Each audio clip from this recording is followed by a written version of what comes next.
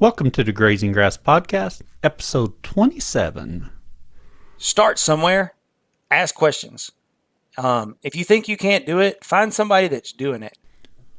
You're listening to the Grazing Grass Podcast, helping grass farmers learn from grass farmers. I'm Cal Hardage, your host. On today's episode, we have Ross Mathison of Out Home Farm. He's in Texas and he runs hogs and cattle. And I think he's got a few layer hens as well. We really focus on hogs today, and we talk a little bit about his cattle. And then we come back for our overgrazing section, which we really dive in deeper to his hogs and farrowing on pasture. Think you're going to enjoy it. Ross, we want to welcome you to the Grazing Grass Podcast. We're excited you're here today. Thank you, Cal. I'm glad to be here and look forward to our conversation. Can you tell us a little bit about yourself and your operation? Well, I would say we're pretty new to this mindset. A little background, I was born and raised on the property I'm on now, which is 300 acres in Freestone County. We're about 90 miles south of Dallas and 120 miles north of Houston, pretty much halfway in the middle on Interstate 45 in Texas. So I was born and raised here. After high school, joined the Marine Corps, did that for 4 years and landed back here. And I ended up on 10 acres. That's kind of an annex of the 300 acre property, and started grazing, or say grazing, I started raising fallow deer, and did that for about 10 years. And it was something different. It kind of, with 10 acres, I was like, I can't really do anything with cows. I had some chickens at the time, and I just wanted something that looked like it was supposed to be on the property. So I would rotate those in about 3 acre paddocks, I guess you would call them. And about every 30 days, I would rotate them. And it was kind of neat to watch them because the browse line came up on the trees, and then there was no weeds in our pasture. Yes. They would, they eat the weeds before they eat the grass. So that helped us in this process. And then through that, I went through a divorce, and whenever that was wrapping up, I had sold everything. I didn't have anything on the property, and I really didn't know what to do and what livestock on the land was going to look like. And I guess you could call it a Craigslist ad gone bad. Oh, yeah. I purchased, or actually I didn't purchase them. I found them in a friend of mine. He actually purchased the first 3 pigs with the agreement that he would purchase them and we'd keep them on my property. Oh, yes. And whenever it was time to butcher, he'd have one, I'd have one, and then the other one we would do something with. And that was kind of the agreement. We were either going to make sausage or something. We've made sausage for, I think we're on our 6th or 7th year. Oh, we do yes. a yearly sausage weekend that we just make 300 to 400 pounds of sausage. So that was the plan with those pigs. Well, anybody that knows anything about chicken math, the same applies for pigs. So yes. A few months we had, I think 7 pigs total. We decided we were going to breed these pigs. It was easy. Life was good when they were a couple months old. And as they got bigger and started tearing up the pasture and all that kind of stuff, at that time we still had them on we had a few panels and we kind of moved them around, and we were I was afraid of electric fence just because as a kid, we had it in places, and I don't think our grounding was right. And looking back at it, as what I can remember, it wasn't probably done properly. So I have the same experience with electric fence as a kid. I mean, it never worked. Yeah, I think everybody does. Yes. That or just it's come a very long way over the past, decade or two, and that probably had a lot to do with it. Probably a combination there. Yeah. So then we decided to get some electric fence, and we started out with I think it was like a Parmac 6, Solar 6, I think was what they call that. And we would just set T-post, and we'd run just some 14 gauge galvanized wire and T-post, and some of those just Tractor Supply $2 step-in posts that last maybe 3 months, if that.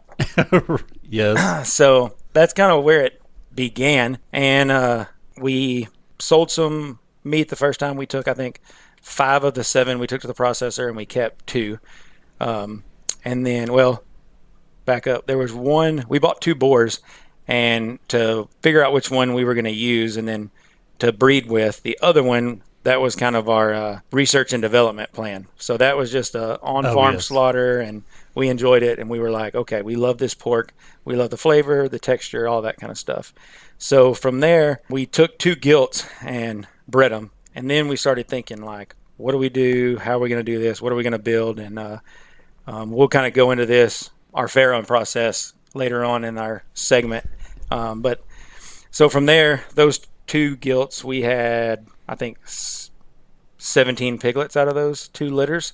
So then the cycle kind of started, and we sold a few of those for feeders, not as many as we had planned. And then luckily, I kind of knew a few people in the barbecue industry through some friends and stuff. So I reached out to some barbecue joints and visited some local barbecue joints, and we did some whole hog cooks with them. And in that, we found pretty much kind of a community, and we've made some great friends along, from an industry I never thought I would be in. We were one of the barbecue joints the night before, and they were like, "What is your part in the industry?" And I'm like, "We're just the farmers that raise the pig." Oh, yes. Yeah. So it's made for some fun and fellowship there, and we've met some great people from Texas, Tennessee, even up into Kansas City. So that portion of it was pretty cool as well.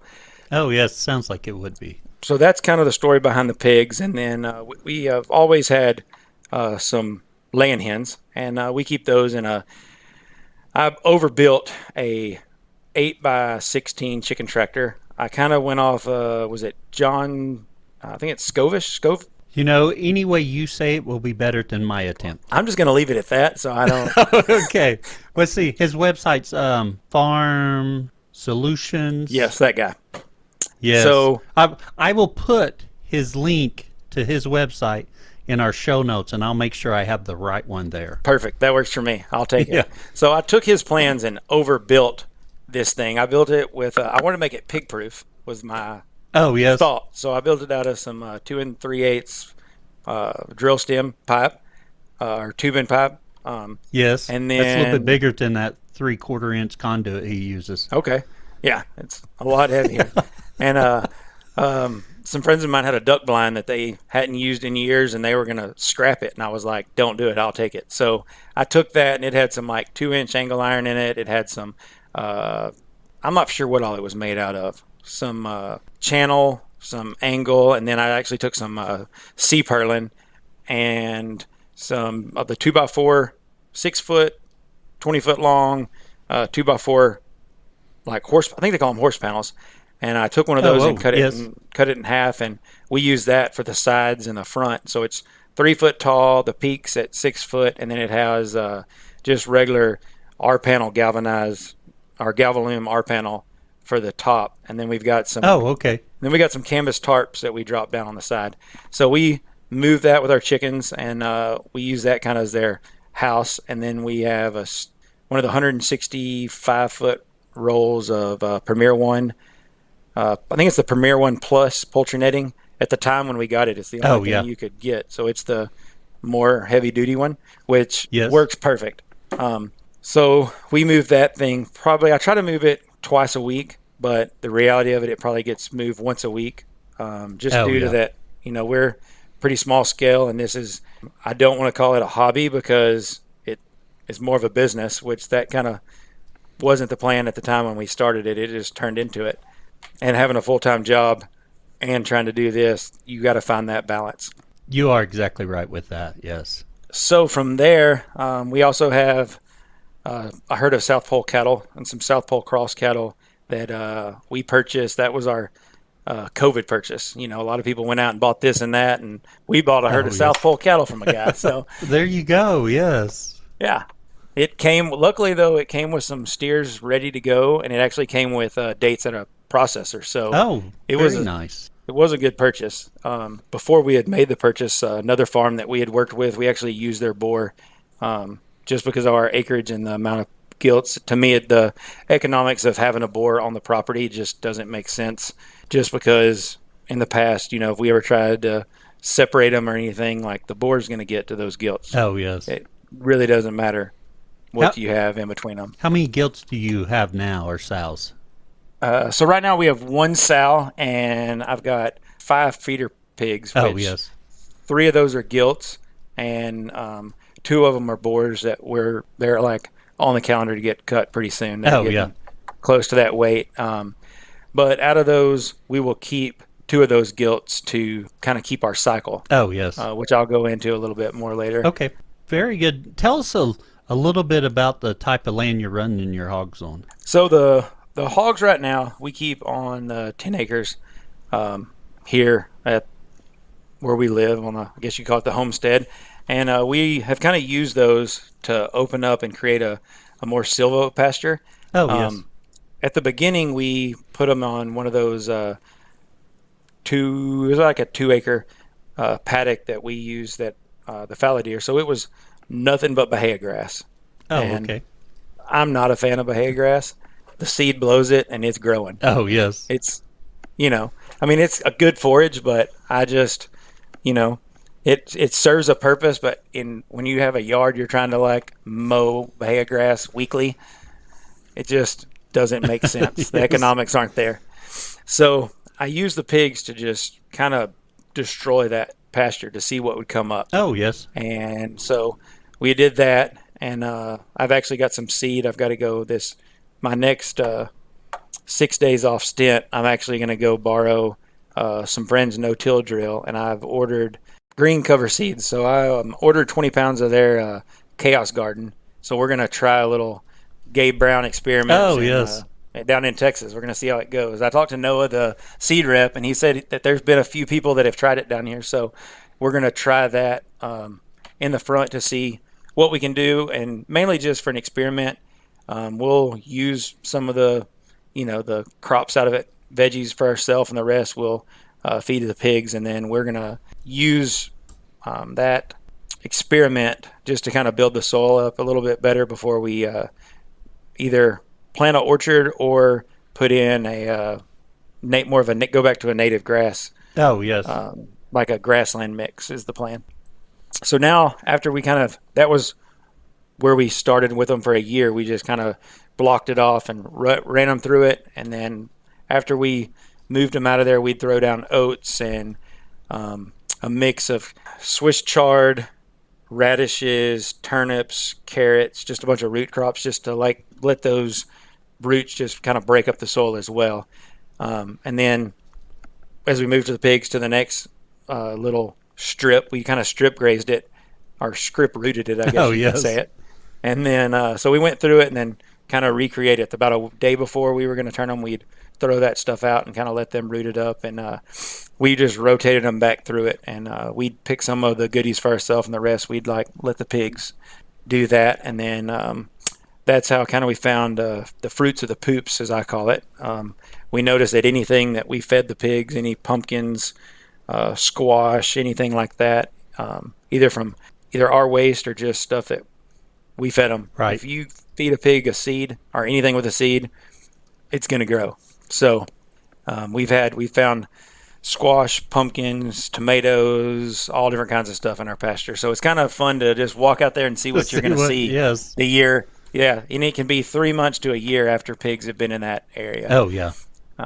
So then we rotated into the back of the property, and there was some kind of brush, brambles. So we went through, let them kind of tear that up, root through that, more of a forest pork, I guess you would say, and eat the acorns. And then we went through and started selectively picking which trees we wanted to leave, which saplings we thought would make a better tree as we harvest, take one of them out for firewood or something if they just get too big. So we're using those to create more of a native SIBO pasture. Oh, yes. So we've rotated them through that, and then now we're trying to figure out which is the next piece they're going to go, if they're going to go to woods or more of a pasture area.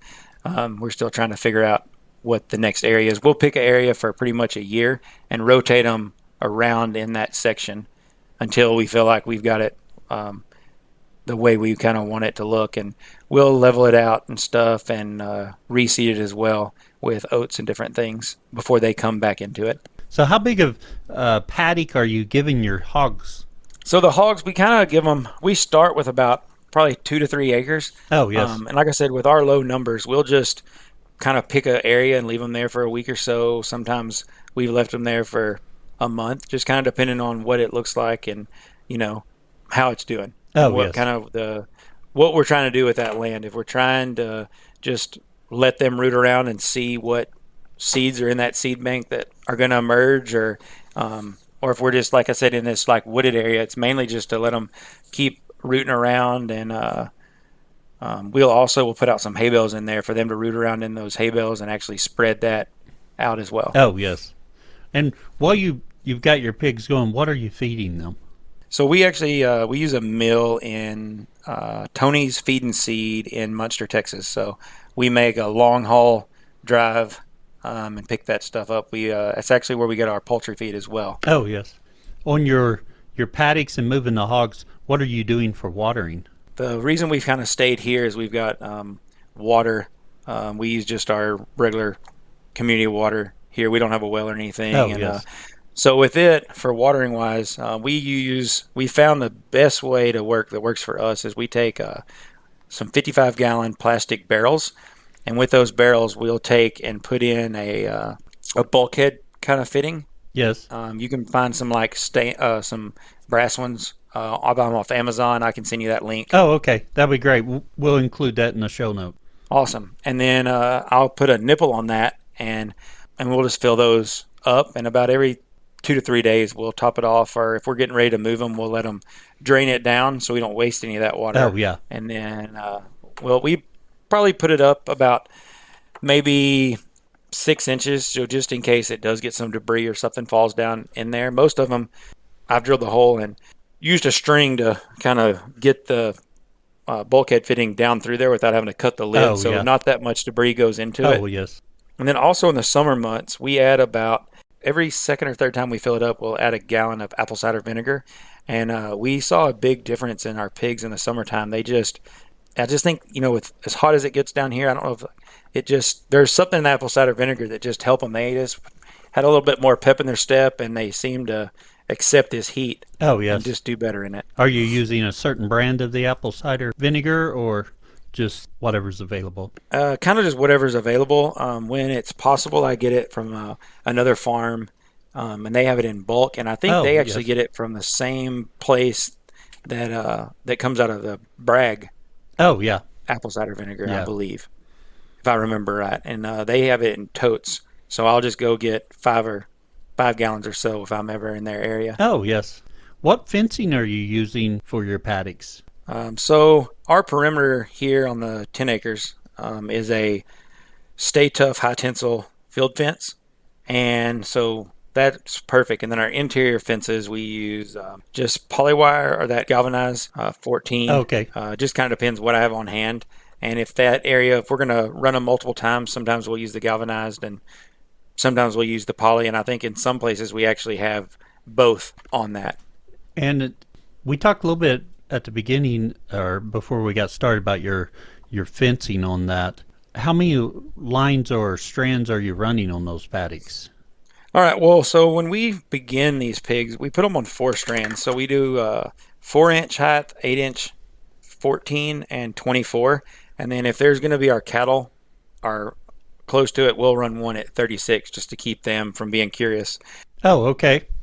And then the reason we do the 4 is we don't really use panels to train them because it'd be hard to do if, all our pigs are born in these paddocks in hay bales. That's how we farrow them out. Oh, so yes.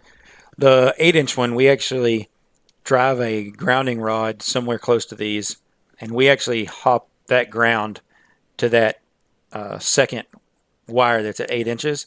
So it only takes 1 or 2 times that they touch that and they respect it, because if they get it up high at that 4-inch or that 14, as soon as it gets both, it's going to make them know. They're going to learn, hey, we don't go close to that. Yeah, it's going to complete that circuit. So 4's running hot, 14's running hot, and 8 is running your ground. Yes, sir. And then 24, and then, like I said, 24 is hot, yeah. Yes, sir. And then as they get a little older and we move them, we'll go to 3 strands. The 6-inch will be hot. The 14-inch will be ground, and the 24 will be hot as well. Oh, okay.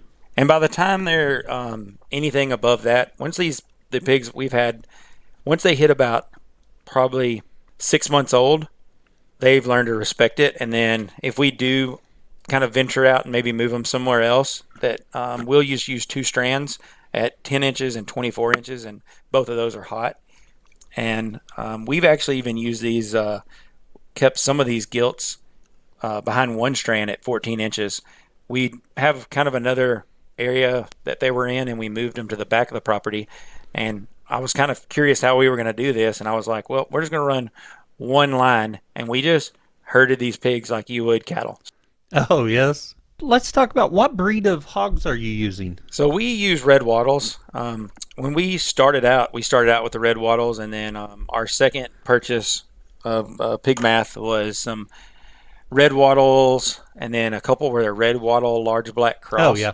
With that breed, there's so much more like just fat. They're just more of like a lard type pig. Oh. And for what we're trying to do, Yes. we just felt like if we were going to raise these, we wanted to stick true to one breed. And the red wattle breed, it's harder to find. As we started trying to find a boar, I called many breeders that are, registered breeders, and some registered breeders, some non-registered. And the problem we had that I found in Texas is wild pigs are getting in and just wreaking havoc on some of these heritage pigs. You can bring in brucellosis. Oh, yes. I know a guy that raised some. He actually, whenever we purchased our first 3, he purchased 2 of them, and he actually had them get one of his gilts got bred by a wild pig, and then one of the other ones he ferreted them out, and they actually they used them for their personal consumption, and they said it was actually a pretty good end product. So, Oh, yes. but then one of the other ones they took to a processor and were planning on selling that, and it actually had brucellosis, so they weren't able to go that route. So, knock on wood, we haven't had any problems, and I think part of it is our perimeter fence has a lot to do with it, Oh, yes. as well as we have 2 livestock guardian dogs, and I think they help keep everything at bay as well. Oh, yes. Do the livestock guardian dogs stay just with the hogs? They're around your chickens?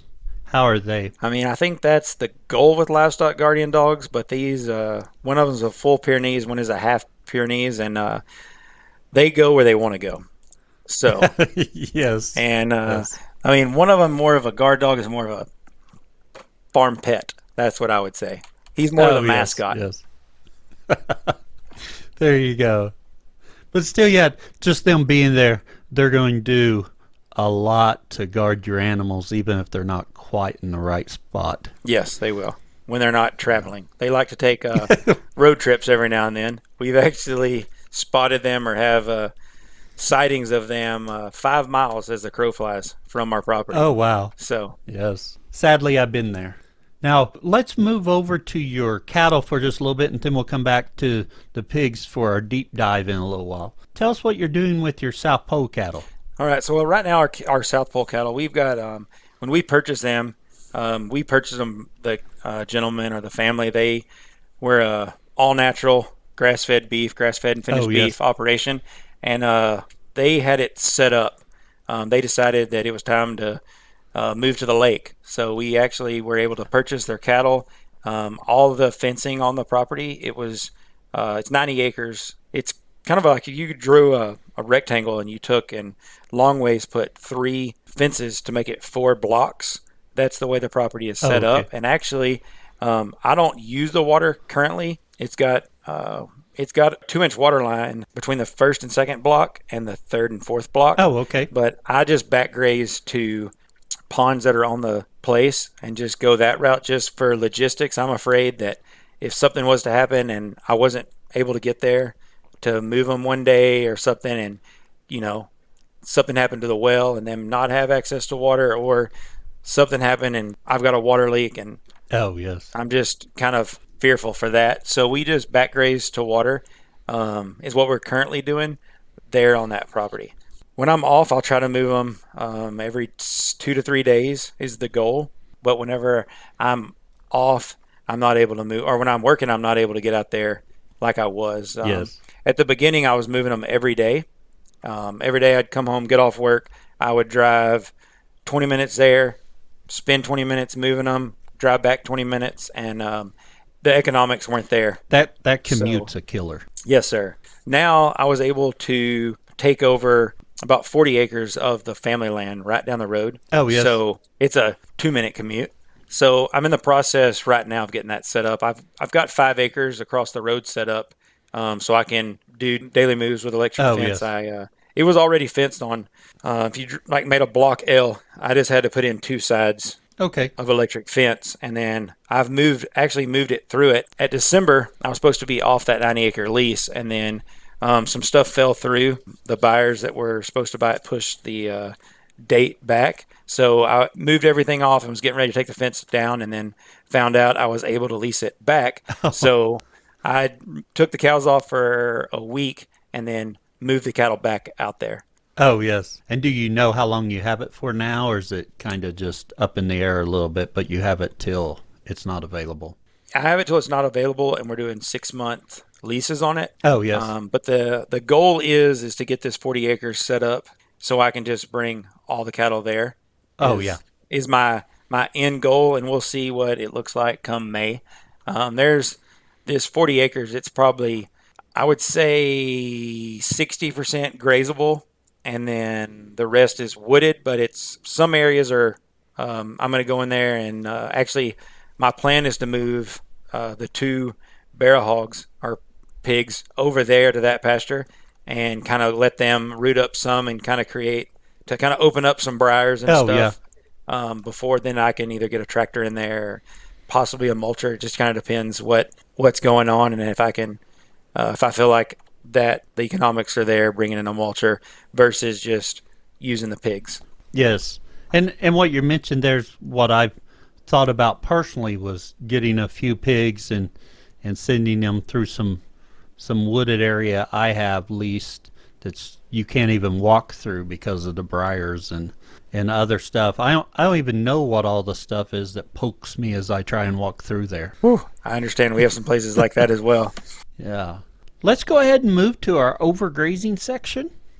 And we were talking about this earlier. What are we going to talk about in our deep dive today? I know you're big into pigs, and I've heard, some of the other listeners, and I feel like this podcast is more geared to cattle. So I think it's kind of neat to do a bigger dive into pigs. I think for multiple aspects, if you're doing a multi-species farm, ranch, whatever you want to call it, an operation, I think the pigs have a place in all of these if you have the time for them.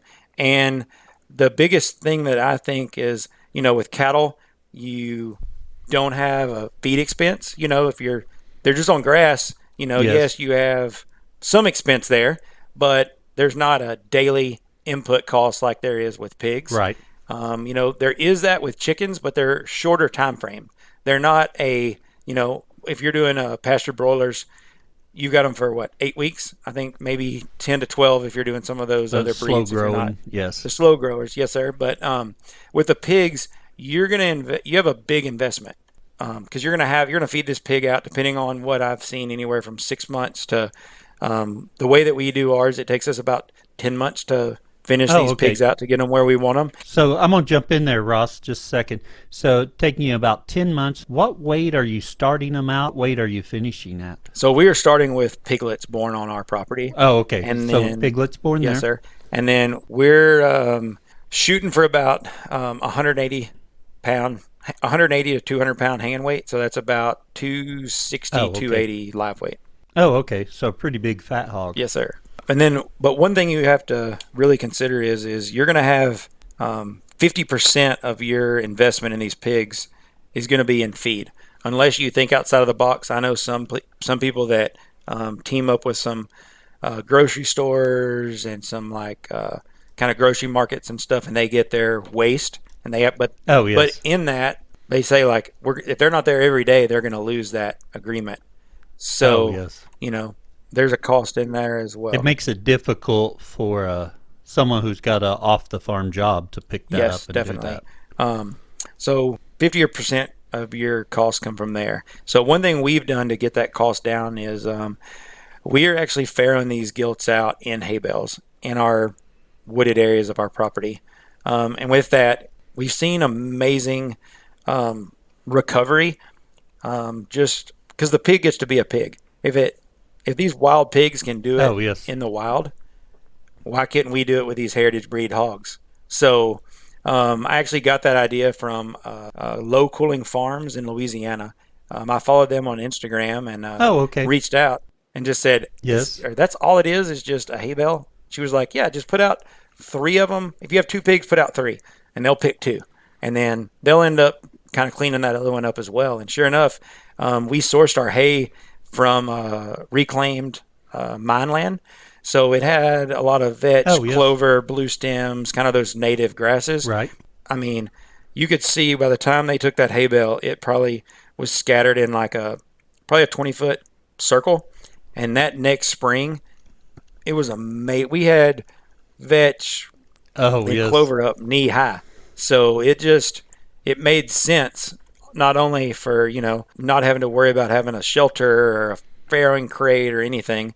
And that first round with those gilts, because they were, smaller framed and they weren't a big sow, we had no losses. We didn't have them roll over on anything. Like, we had no issues at all. Out of 17 pigs born on the property, they raised out all 17. We never lost one, which kind of leads me into the deep dive of the cycle that we do with these pigs is we had one gilt that she was an amazing mama. She ended up raising hers, and some of the other ones accepted some of the other litter, which, at one time we saw every one of her tits being nursed. Like, they were just, and some fighting over them. They would all nurse her. So we kept her, and then she ended up fairing early. We were out of town. We were in Colorado, and she had a big litter as well. We really aren't for sure.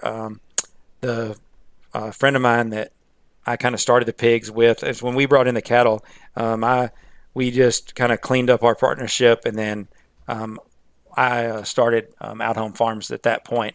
Whenever we brought the cattle in, this past June. So he still is a big part of it. He's always here to help, and so he takes care of stuff while we're away, if we're traveling or anything. So he was here, and he was sending us pictures, and at that time, that sow probably weighed, I'm going to guess, on the light side, anywhere from 650, 700 pounds.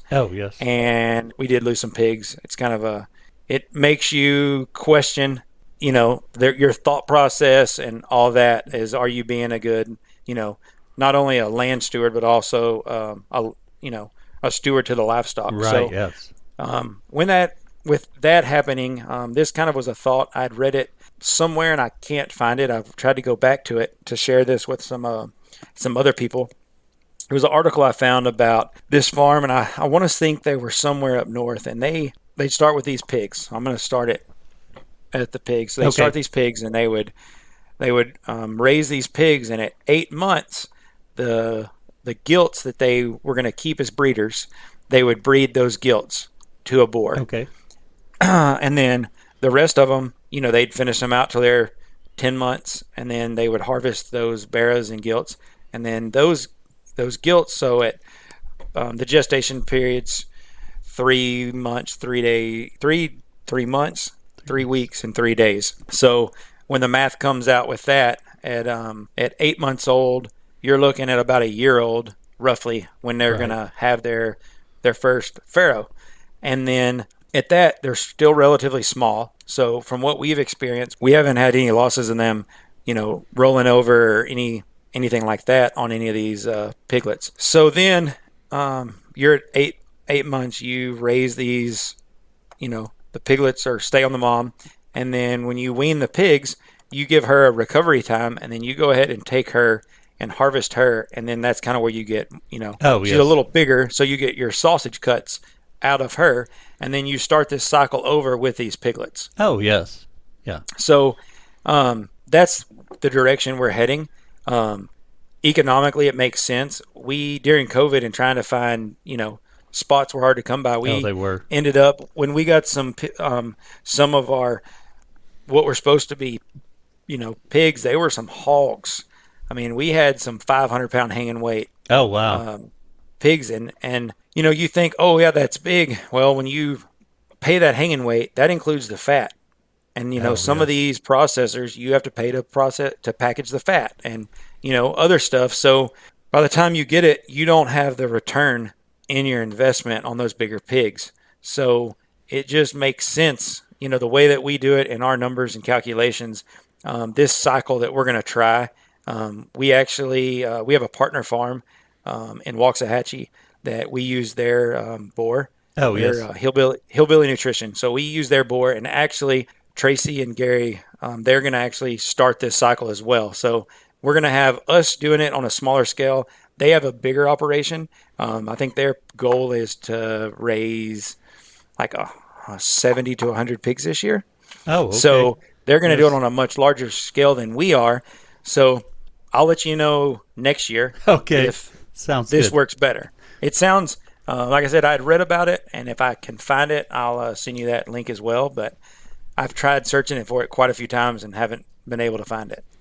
Now, when are you targeting to have those sows or gilts farrow? Well, we kind of just go based off of at that 8 months old. Yes. So we've actually had some farrow in March. We've had some farrow in October, and pigs are resilient. Oh, yes. I mean, it's the McCoys, our hillbilly nutrition. They actually had some. You're in Oklahoma, so I know Yes. you experienced a few weeks ago the whatever you want to call yeah, it. that polar vortex. It was yes. They actually had pigs born in the middle of that, which they use Oh. They farrow in huts, but Okay. they made it. They survived. Oh, yes. Oh, very good on that. Yeah, I wouldn't want to have anything farrowing in that cold weather. I didn't want to have anything calving or anything, but I had some cows I bought that were bred, and I had some calve right in the middle of that. Whew. Now, on your hay bales, you're talking 1,000-pound bales, 1,200-pound bales? Yes, they're just I think they're 5x5, 5x6. It's mainly just whatever I can, Okay. whatever I can source. You put that hay in there for the gilts to farrow in. How long are you leaving them in where that hay is before you move them on to somewhere else? I mean, so this last time I left them there for probably 2 months, I would say, Oh, before yeah. I moved them, maybe Yeah. even 3. So plenty of So time. plenty of for time, those. and also I kind of look at it as that I want the pigs to be up, moving in the Right. woods, rooting, doing everything that they can to be a pig. And then, but also I look at that hay bale, and I want that hay bale to be broken down and pretty much, spread out as much as it can. And if that takes me going out Oh, there with yes. a pitchfork and a rake and, kind of shoveling it and moving around, I'll throw it around and then let the pigs kind of root it up some more because, the theory behind it is all they're doing is putting more carbon in the ground and, creating more of a humus just to build up our soils. Oh, yes. Very good, Ross. Enjoyed that deeper dive into your hogs. And like you said, we are not having too many pig producers on here on the podcast. And I really want to highlight different species for the people to know, whatever they're interested in, wherever they are, they can give it a go. Yes, sir. And I mean, I think that's one good thing that I love about this, just the regenerative agriculture movement. There's many facets of it. Oh, I know yes. some people bring the permaculture into it. One thing we do is we've got I think they call it the Back to Eden style garden, Oh, yes. or a mulch, kind of a mulch garden, and we do that, and we've had excellent results. And like I said, we use it for our family as well as it's free pig feed. Oh, yes. And there's Yeah. really not a whole lot of work in it. There's no weeding. I grew up with a truck patch garden, and I said I will never have a garden. And now I have this Yes. mulch bed that I love because I just walk out there and, reap the benefits. I might spend an hour the whole kind of spring, summer season just, weeding. It's amazing. Oh, yes. Ross, it's time for our famous 4 questions, the same 4 questions we ask of all of our guests. We'll start with, what's your favorite grazing grass related book or resource? It was kind of hard for me to pick this, so I picked 2. Okay, sounds good. But they have the same theme. So I wanted them to match in theme. Yes. So I've got Gabe Brown's Dirt to Soil.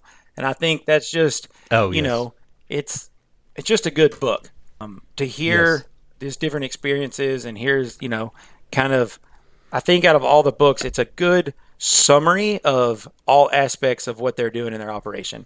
From the marketing side to the soil side, it just kind of encompasses everything. And that's kind of like, I just think it's a great book. And then, to kind of stick on track with the pigs and the hogs, I wanted to mention Dirt Hog by Kelly Culper.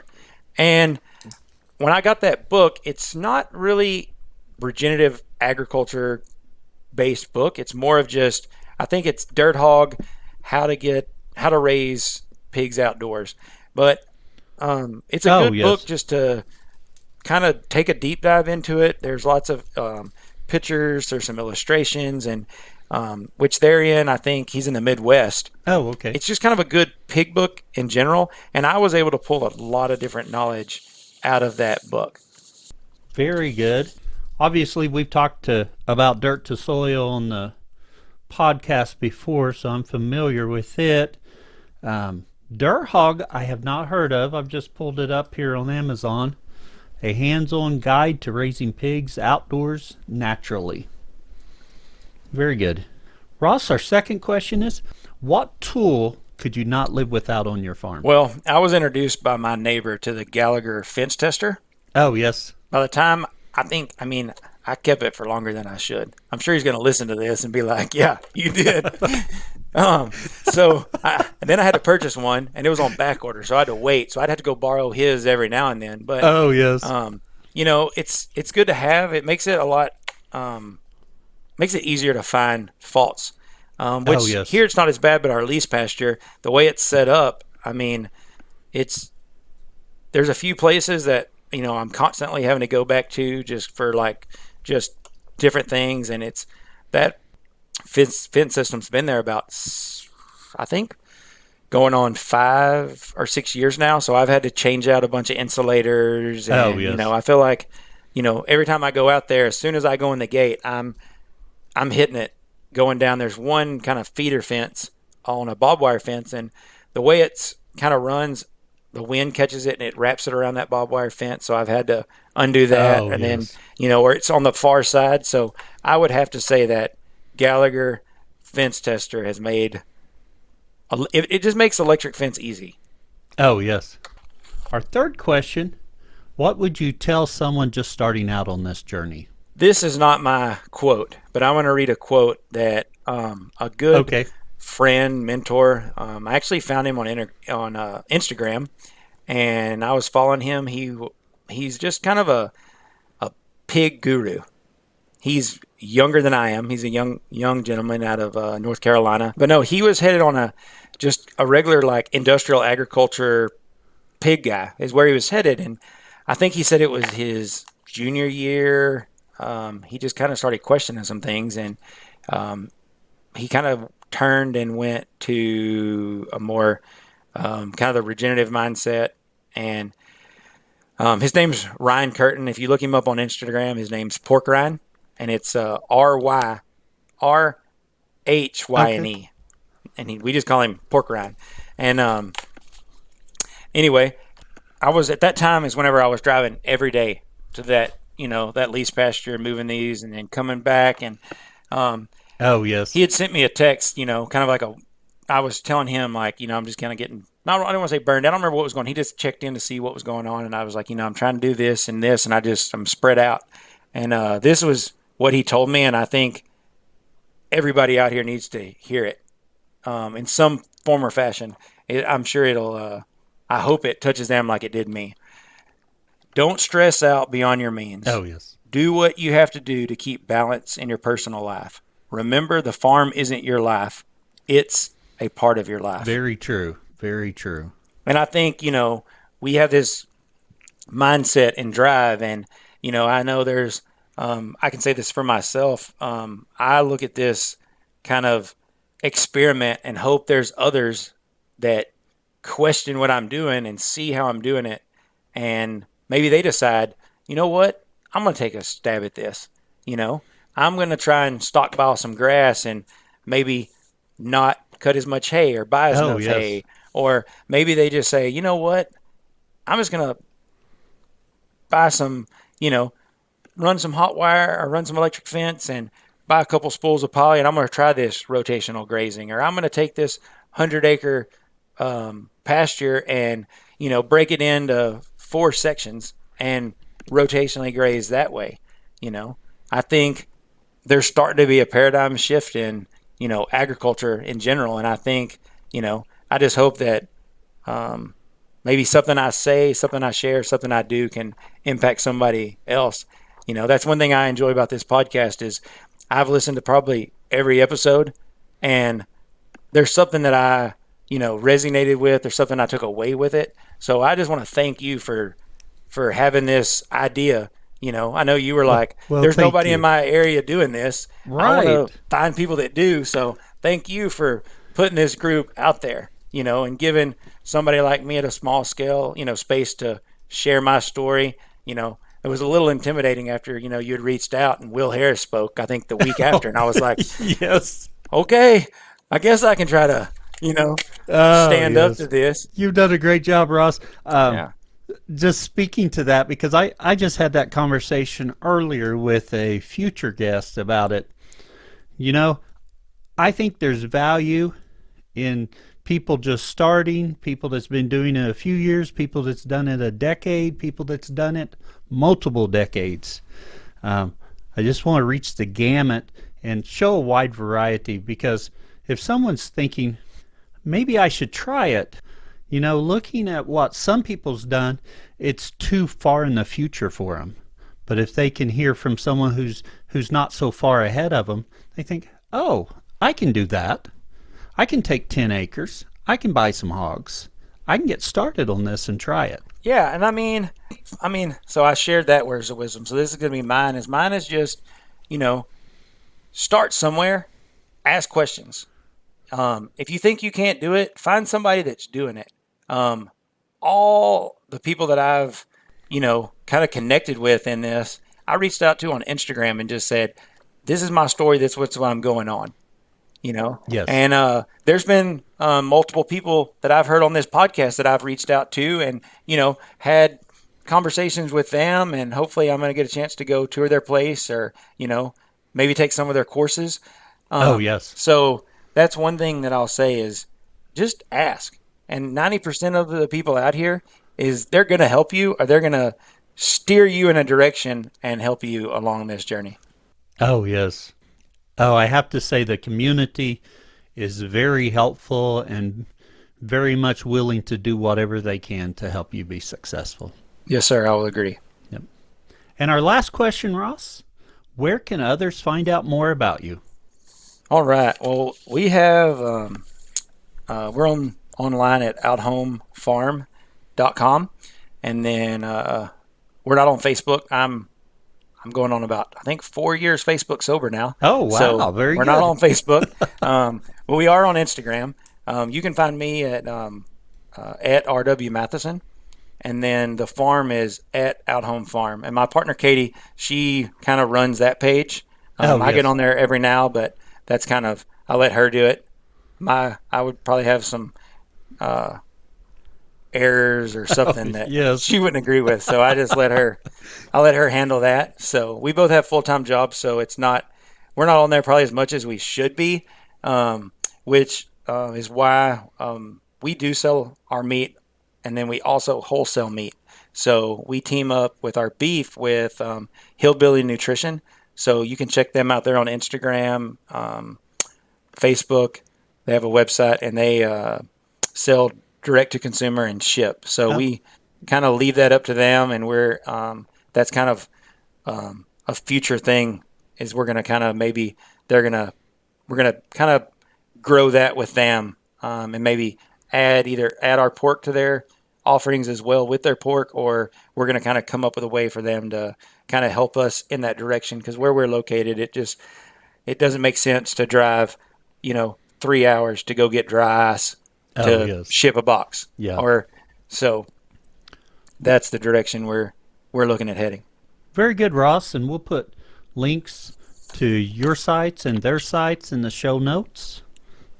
Ross, I've really appreciated you coming on here tonight and sharing with us about your journey and about hogs.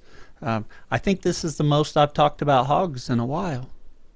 Well, like I said, I'll let you know how this goes, and if the cycle works like we say it will, we can make that another conversation. And if anybody out there if they have any questions or want to chat, feel free to contact me, reach out.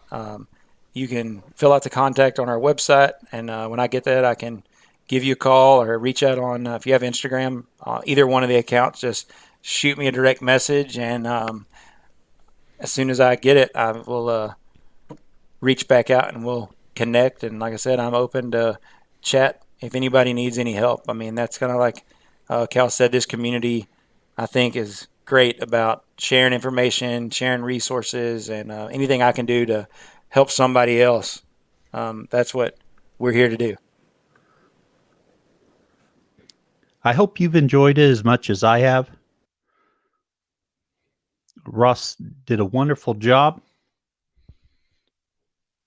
and it was great to focus the episode on hogs and really dive in deep there and learn more about it. As I've mentioned on the podcast, I have been considering getting some hogs. I think I've reached a conclusion for this season or this year. I am not going to do any hogs because my plate's pretty full. But it's definitely something I'm keeping my eye on for the future. And we're going to jump into a listener's question today. As always, if you have a question you'd like answered, visit our website at grazinggrass.com and click on Ask Your Question link. There you can pose your question. We've had a few responses, and they are wonderful. We will be working through those to answer those in the future, as well as we've talked about putting together an episode just for the questions. And just as a sneak peek, we are working on a roundtable discussion to answer one of the questions. However, let's jump to today's question. Today's question comes from Edward Condon. He says, "Hi, Cal. I truly enjoy your podcast. I heard you self-identify as a Oklahoma State alumnus. Go Pokes. My questions for you are, would you consider OSU to be pro-regenerative ag? If so, to what extent?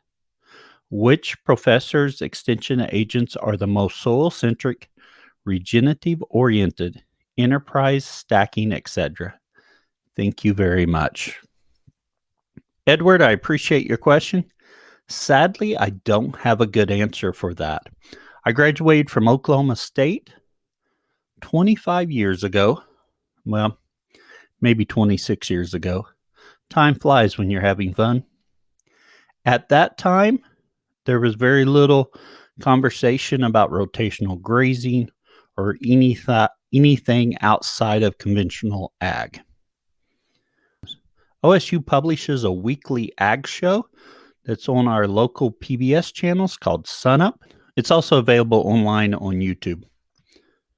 I watch Sunup almost every week. I like the insights they give. I like the market forecast and analysis and the tips they provide. However, I don't see much for regenerative ag. I'm hoping that changes. In my day job, I'm not working in ag. I haven't been to Stillwater lately to see what's happening there. Maybe one of our listeners can chime in. Send me a message if you know more about it. The last conference I went to that was sponsored by a university was at Lincoln University in Jefferson City, Missouri. They had a small ruminant grazing conference. I really enjoyed it. And that was the first time I heard Greg Judy speak. I'd already read his books at that time. I was pretty excited to hear him speak. Edward, I apologize for not having a better answer to your question, but I do appreciate your question. You're listening to the Grazing Grass Podcast, helping grass farmers learn from grass farmers. And as always, we appreciate you listening and encourage you to share this episode with someone who might find it valuable. Also, leave a comment, review, any or all of the above. And as always, keep on grazing. Hey there, listeners. We appreciate you tuning in and want to continue bringing you the best content we can. But producing a podcast takes a lot of time and effort, so we need your support. You can help us out by joining the Grazing Grass community and becoming a supporter for exclusive content and early releases. Also, you can buy our merch to show your love for the show, or by using our affiliate links to purchase products or services we recommend. If you can't support us financially, please spread the word and tell others about our show. Thank you for your support, and we can't wait to bring you more great conversations from grass farmers like you.